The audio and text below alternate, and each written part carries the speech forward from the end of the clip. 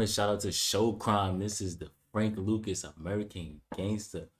Why didn't the real truth in the film? Why didn't they tell the real truth in the film? I watched this movie like a few times. There's a few times I watched this movie, and it was crazy to me. Like back then, you could see like it had some structure. Like that era, they really grew up different. And I don't know. Matter of fact, I can't even say I don't know because a lot of things that was going on back then. A lot of people was pushed to be in shoes that they had to fill quick and had to move quick, or think quick, or it was gonna be the downfall of them. But with that being said, we're not gonna talk too much. We're gonna get straight into it. Got a lot coming out for y'all today. I honestly feel like I've been slacking, but next week and before this month's over is like I'm gonna drop probably Monday through Sunday, probably 5 to 10 videos a day, straight documentaries, good documentaries, and we're gonna boost it right back up. But gonna get straight into it. Black young man shoots another poor black man 4 times in the head. He falls dead. The shots were fired point blank, in full view, right in the middle of broad daylight. The guy, whose name was Tango, owed a decent amount of money and did not want to give it back, for which he paid in another way. He was killed boldly, and as if to demonstrate that it is better to deal honestly with the person who killed him, as this person is not going to forgive any mistakes. The first black guy's name was Frank Lucas. The 70s in New York were very turbulent. At the time, Italian families were at the top of the criminal hierarchy, which was firmly merged with the authorities and did not allow any strangers inside. At the time, the story of if you from NY, do you think it was worse back then, or is it like worse now? a black male reaching the top of the mafia pyramid and starting to earn $1 million a day sounded like an unfunny joke. However, this is exactly what happened in the 70s as the black young man Frank Lucas managed to destroy the Italian monopoly. Based on his life, the award-winning movie GANGSTER was released in 2007. The movie had been repeatedly criticized for its complete inconsistency with reality. There is some truth in this, and we will return to the issue later. Frank Lucas was born on September 9, 1930, in North Carolina. Frank's childhood took place during a crisis that would later be called the Great Depression. This was not an easy time even for the white population, and even more so for the African-American large family engaged in agriculture. When Frank was 6 years old, something happened that later greatly shook his mind. The boy was sitting alone in his room when he suddenly heard screams.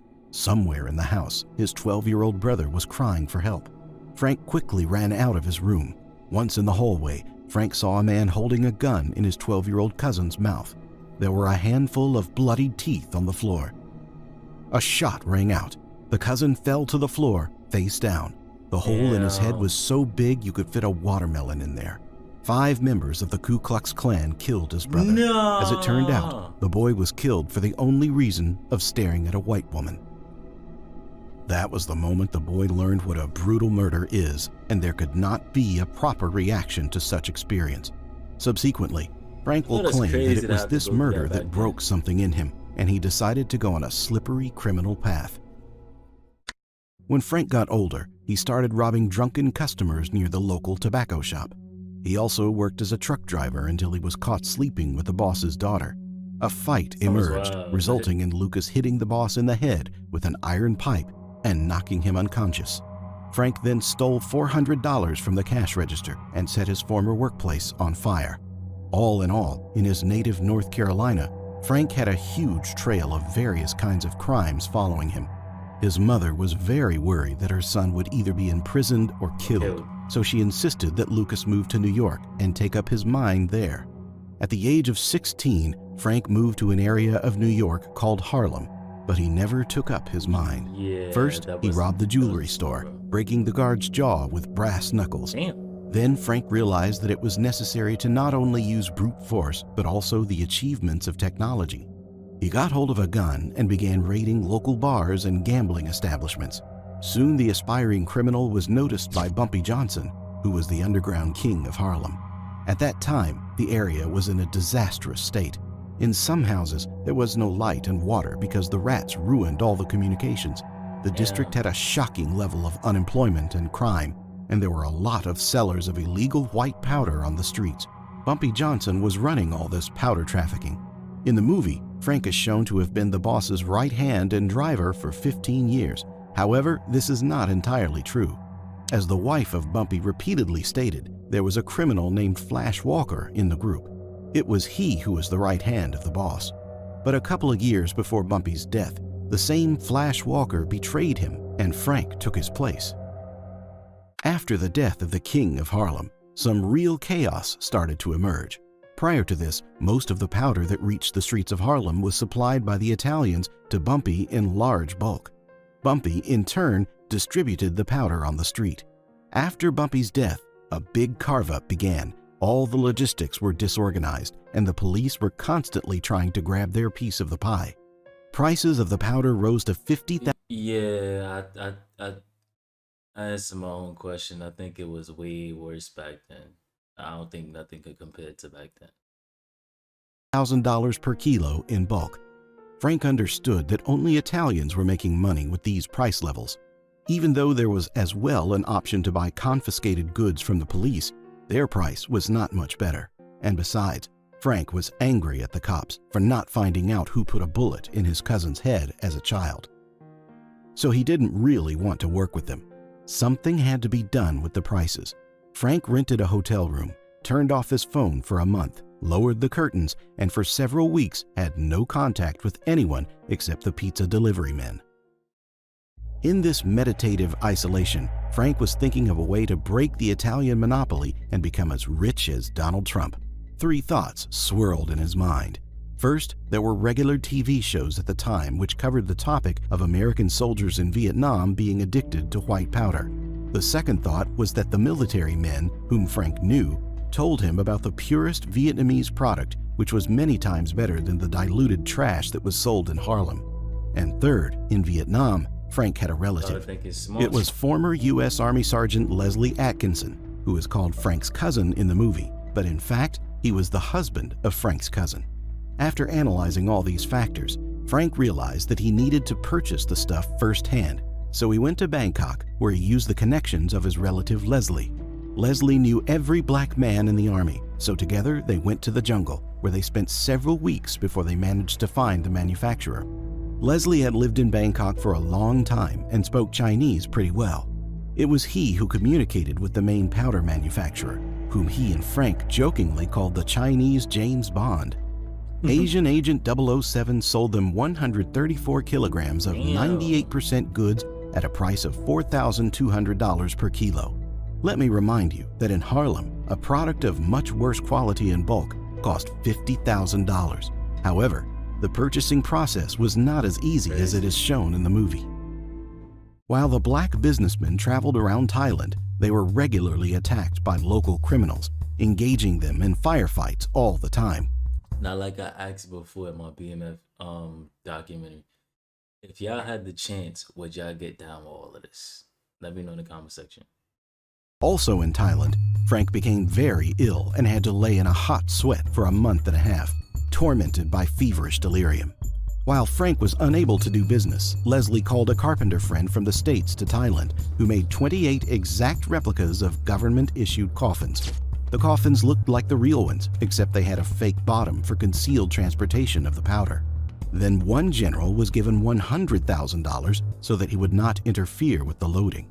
In America, drug packages were pulled from coffins and taken to several locations in Harlem, such as car repair shops and laundries, which were controlled by Frank's brothers.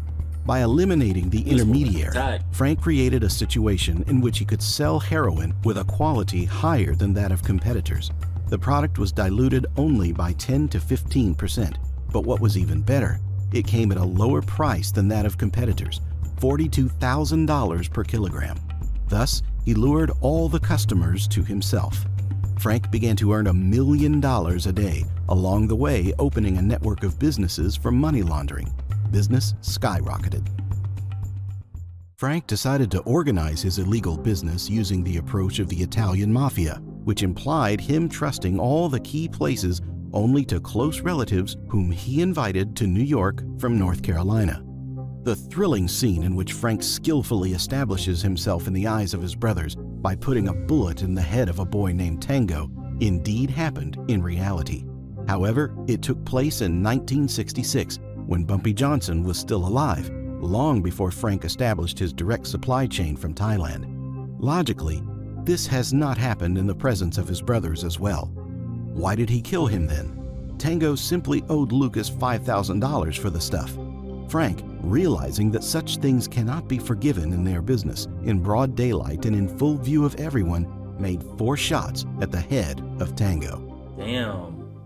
The movie shows that Frank led a very modest lifestyle, but this is not entirely true. Lucas had a Rolls Royce, a Mercedes, and a bunch of sports cars. He dressed modestly and got into an old car only when he went to this so-called scouting in Harlem, and under the disguise of an ordinary person, observed what was happening on the streets. In the movie, they apparently decided to make focus on Frank's modesty, because compared to other drug dealers, he really looked very reasonable and thoughtful. For example, the drug dealer Nicky Barnes shown in the movie behaved much more saucily. He even thought of shooting for the cover of the New York Times under the headline, "This is Nicky Barnes. The police say he's possibly the biggest drug dealer in Harlem, but can they prove it?" It was him that Frankie spoke about to his brother when he taught him to behave more modestly. By the way, the real Nicky Barnes, after the release of the movie, began to criticize it for misrepresenting the reality. He stated that he always got his stuff only from Italians. He also comments a scene in the movie where Frank yells at him for calling his product Blue Magic. According to Nicky, this has never happened in reality. In general, after the release of the movie, Now it's clicking. So why did they not, like, basically it says, why didn't the real truth, why didn't they tell the real truth in the film? I don't know. I don't even know why they mix up the story like that, but same thing happened in Paid in Full, so I guess it's just, so they won't be too detailed. I don't know.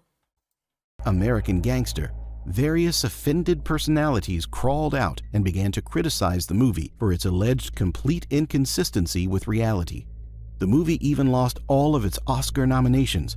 It was criticized the most by federal judge Sterling Johnson, who said that Denzel Washington played a completely opposite person, not at all like the real Frank Lucas. In fact, Frank was an unbalanced, brash, and angry person. He was not the brains of the organization. He was an ordinary errand boy, and his cousin Leslie Atkinson managed everything. However, the reputation of this judge was very doubtful, so his words were not taken seriously. Also, the version that Frank was a simple errand boy does not stand up to criticism, as more than $50 million were only officially confiscated from him after his arrest. What errand boy takes all the profits of the organization? Right. Well, the best evidence that the movie conveyed the essence of real events is represented well is that after its release, dozens of drug enforcement agents filed a class action lawsuit against Universal, stating that the events in the film were fictional and that the film defames their good name. They dropped the lawsuit almost immediately. Apparently, they understood that if this issue was to be thoroughly investigated, it could turn out that not all corrupt cops have been imprisoned, so it's best to keep them quiet. It is clear that it was possible to build such a huge empire without cover. One of the most corrupt departments at that time was the so-called Special Investigations Unit. 52 of the department's 70 officers were eventually convicted by the end of 1977. I heard back then it was cops like that, but like once I guess one of their cops got killed, that's when they cut all deals with drug dealers and it became serious, and they started like bum rushing houses and all that and breaking, like punching through walls, getting the product, all that stuff like that. It was a crazy time back then. In the movie, it is presented that the turning point in the collapse of Frank's empire was his spectacular appearance at a boxing match in a fur coat that cost $50,000. Supposedly, only after that did the authorities find out who actually started to manage all of the affairs of Harlem after the death of Bumpy Johnson. First of all, it is worth mentioning that this fur coat cost $130,000 and not $50,000. Secondly, everyone knew everything very well, as it was simply impossible to bribe all the A coat that costs 130,000. Let me know if you got the money and it's nothing to you. Are you doing it, or you still gonna be like, nah, I know where I come from. That's stupid to make a purchase like that. The policeman, and such a pompous appearance of Frank in a fur coat that cost more than 5 annual salaries of a simple employee Yeah, just began to infuriate a lot of people. Also during the fight, Frank took better seats than the Italian mafia, Frank Sinatra, Dustin Hoffman, and Barbara Streisand. That is, he demonstrated to the drug cops whose paratroopers were on duty in the hall, and that he was above the superstars of show business, above those who were considered the elite of the underworld. In addition, both Ali and Frazier personally greeted Frank. Most of all, of course, the white cops were angered by the fact that Frank was black and not an Italian mobster like they yeah, were used to. The process of collecting evidence against Frank was as tough as it was shown in the movie.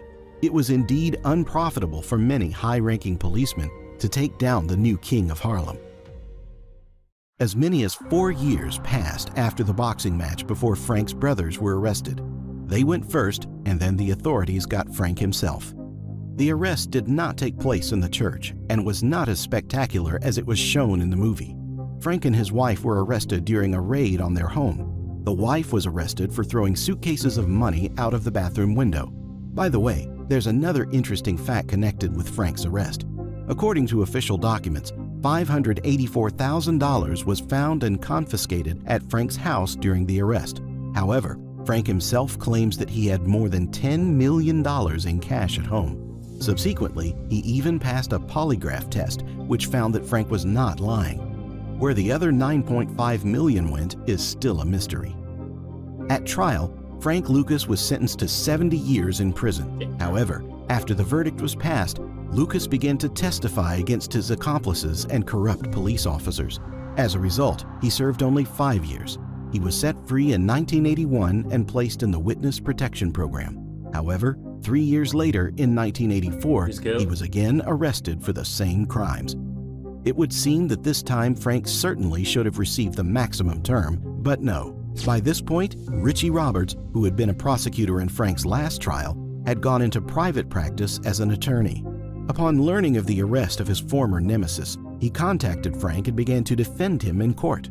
It was thanks to the good protection of Richie Roberts that Frank received the sentence of only 7 years, which in his situation can be considered a true miracle. During his time in prison, Frank Lucas seriously rethought his life. Frank said in an interview before the release of the film American Gangster that his actions cannot be repeated now. He told that no one should seriously consider doing it, choosing an education and a normal job instead. He said that regardless of whether you become an ordinary teacher or the president of the Vlad TV been doing this for a minute. You see all his old interviews from way back then. He wasn't capping. U.S., the world needs you in freedom. He added that he went to prison being super rich and came out shattered. He also regrets missing the childhood of his kids. In the last years of his life, Lucas was confined to a wheelchair due to a car accident that broke his legs. Yikes. Frank Lucas died on May 30, 2019, at the age of 88. Damn, that's crazy. That's crazy he even lived that long, to 88, with the lifestyle he had. But let me know what's your opinion on this whole story. Do you know any details from back then, or if you was from close to that era, do you remember anything? With that being said, I appreciate y'all for all love and support. Love is love, and I'm gonna catch you on the next video.